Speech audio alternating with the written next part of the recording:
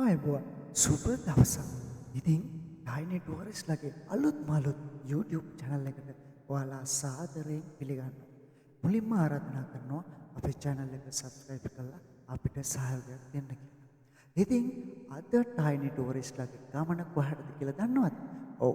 අද ටයිනි ටුවරිස්ට්ලා යන්න හදන්නේ ඇමසන් වනාන්තරය බලන්න.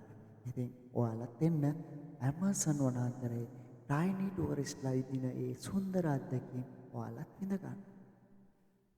ඉතින් ඇමසන් වනාන්තරයට යන්න පහසුම මාර්ගය මොකක්ද කියලා ඔයාලා දන්නවද? බ්‍රසීලයේ මනවුස්. බ්‍රසීලයේ මනවුස් කියන ජාත්‍යන්තර ගුවන් තොටුපළට ගිහිල්ලා තමයි සංචාරකයන්ට පහසුවෙන්ම ඇමසන් වනාන්තරය ආරම්භන්න යන්න හැකියාව තියෙනවා. හැබැයි මේක තනියම යන්න සුදුසු ගමනක් නෙමෙයි.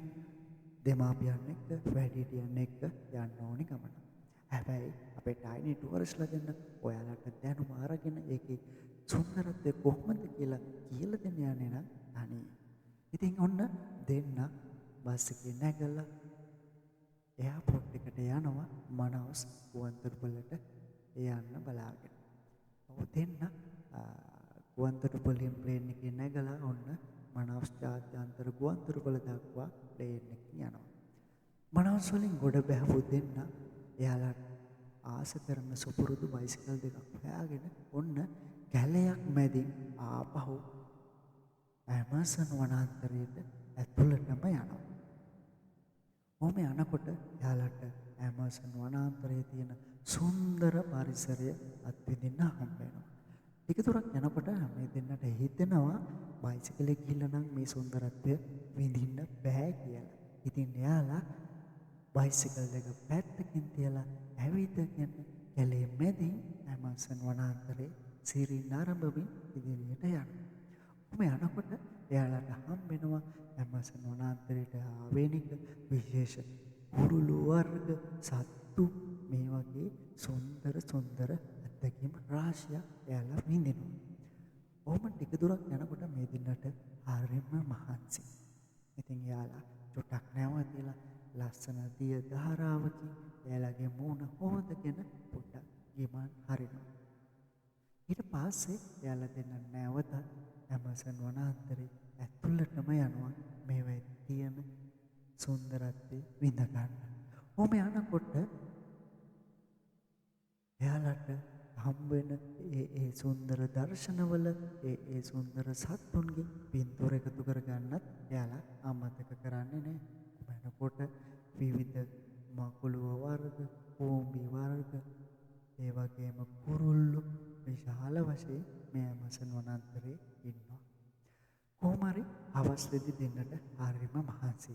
දෙන්න ගඟක් අයිනේ චුට්ටක් වාඩි වෙලා ගිමන් හරිනවා. ඔහොම ඉන්නකොට මේ ඇමසන් වනාන්තරයේ ආශ්‍රිතව ජීවත් වන ස්වදේශික ජනතාව, ඒ කියන්නේ ඒ ගම්මානවල ඉන්න පාරම්පරික ග්‍රාමීය ජනතාව කණ්ඩායමක් විදියට එමුනම් අපි කියනවා ගෝත්‍රික කණ්ඩායම් කියලා. ඔවුන් කීප දෙනෙක් මේගොල්ලෝ ගාවට එනවා.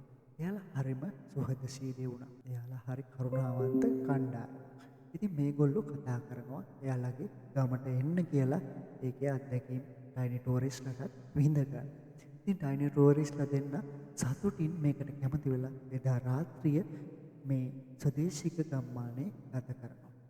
එහිදී ඔවුන්ට රසවත් ආහාර වර්ග, මාස් වර්ග, පළතුරු වලින් මේ ස්වදේශික මිනිස්සු සංග්‍රහ කරනවා. ඔහොම රාත්‍රියේ ගත කරපු අපේ ටයිනි ටුවරිස්ට්ලා දෙන්න පහුවදා උදෙන්ම අපේ ස්වදේශික හිතවතුන් හදලා දීපු ඔරුවක නැගලා ඇමේසන් ගඟ දිගේ ආපහු ගෙදර එනවා. ඉතින් මෙන්න මේක තමයි අපි ටයිනි ටුවරිස්ට්ලාගේ ඇමසන් සංචාරය. ඉතින් අපේ චූටි දුවේ පුතේ අපේ ටයිනි ටුවරිස්ට්ලාගේ ඇමසන් වනාන්තරයේ සංචාරයේ විස්තර ඔන්න ඔහොම තමයි ඔයාලට අරන් ආවේ. ඔයාලා මේකෙන් සතුටු වෙන්නේ නැති කියලා අපි හිතනවා.